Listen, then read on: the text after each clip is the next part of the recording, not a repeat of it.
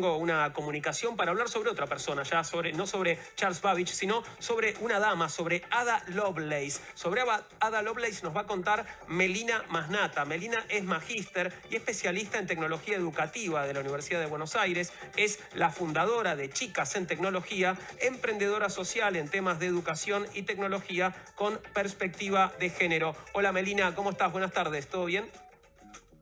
¿Cómo estás, Juan? ¿Todo bien? Bueno, muchas gracias por la invitación. Gracias a vos por atendernos. Contanos, ¿quién fue Ada Lovelace? Bueno, lo curioso es que cuando pensamos en la palabra polímata, es decir, esas personas que saben muchas cosas, pensamos en Leonardo da Vinci, pensamos incluso en Steve Jobs. Pero una de las mujeres polímatas de la historia de la ciencia y de la tecnología es Ada Lovelace. Es esa persona que podía y era conocedora de la matemática, pero también ella se reconocía como poetisa, como una filósofa y como una persona que podía conversar en diferentes lenguajes. Lo interesante es que en su recorrido es la hija de Lord Byron, un poeta muy conocido inglés en una época convulsionada, en la que su madre no quería que su hija tuviera predisposición por las artes y la forma fuertemente matemática porque la madre también venía de ese recorrido y quería que su hija piense matemáticamente el mundo, se pueda desarrollar en un momento súper visionario porque estas eran ciencias o espacios de desarrollo bastante masculinizados. Y a ella le gustaba decirse como científica poetisa. A la misma Ada, ¿no? Y lo interesante de Ada es que trabajó con Babbage muy codo a codo, sobre todo en esta máquina analítica, y de alguna manera se la reconoce en la historia luego, en la revisión histórica, como esa mujer que creó el primer algoritmo, como esa persona más que mujer, que crea el primer algoritmo que hoy no podríamos pensar si es hombre o mujer, y nos olvidamos que tuvo un rol importantísimo en el desarrollo de la tecnología como hoy la conocemos.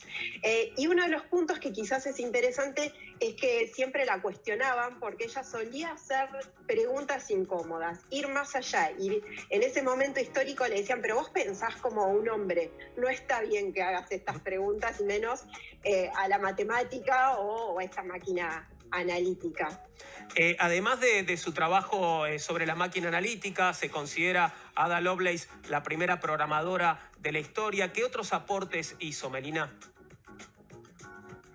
Y este no es menor porque en ese momento la máquina analítica era como una gran calculadora que lo que se buscaba era automatizarlo y correr el rol del humano en ese sentido. Pero ella fue más allá y dijo, pero podemos buscar la manera en darle instrucciones a esta máquina que no solamente sea matemático, incluso algo que sentó las bases y hoy en esta revisión histórica lo podemos entender, es que también ella, por esta predisposición a las artes, pensaba incluso en que era posible digitalizar hoy la música, algo que nos parecería súper loco en ese momento, pero ella lo estaba pensando, y algo que estaba pensando también, y que es uno de los grandes aportes, es cómo pensar en la implementación de esta tecnología y el impacto quizás que pueda tener en la vida de las personas. Algo que por ahí con Babbage tenían esta tensión, porque Babbage solamente quería comprobar algo y ella estaba pensando en cómo eso podía también ir más allá de la matemática y pensar en el impacto de las personas en este proceso, ¿no? Que hoy podríamos decir que la tecnología impacta todo el tiempo a las personas. Ahí los vemos juntos en imágenes a Babbage y Lovelace.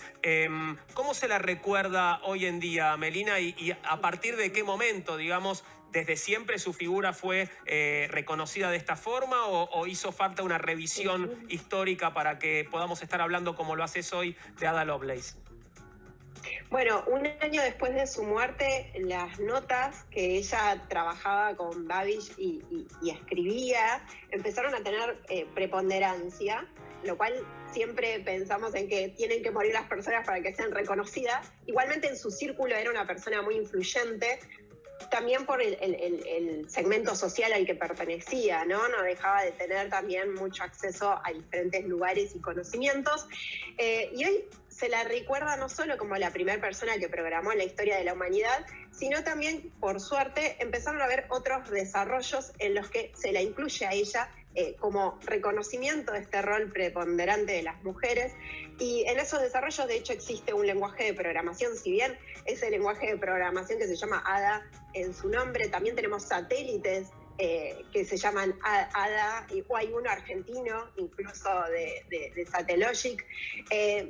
Existen diferentes formas de mencionarla y de recordarla, pero creo que algo importante que nos enseña la historia de este recuerdo o esta traer a Ada en el escenario es que las mujeres estuvimos en diferentes momentos de la historia del desarrollo de la ciencia y de la tecnología, y que debemos reconocer también esta mirada que además aportó muchísimo a lo que hoy entendemos como tecnología en sí misma.